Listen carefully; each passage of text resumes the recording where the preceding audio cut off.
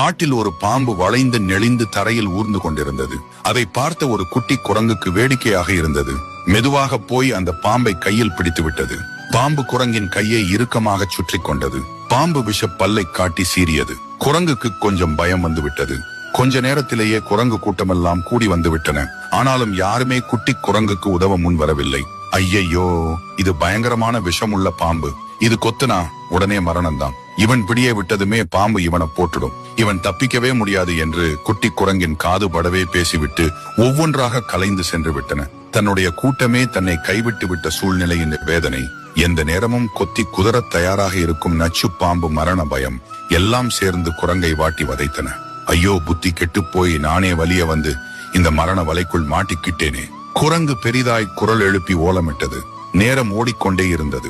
உணவும் நீரும் இல்லாமல் உடல் சோர்ந்து போய்விட்டது. கிட்டத்தட்ட மயங்கி சரியும் நிலைக்கு வந்து விட்டது.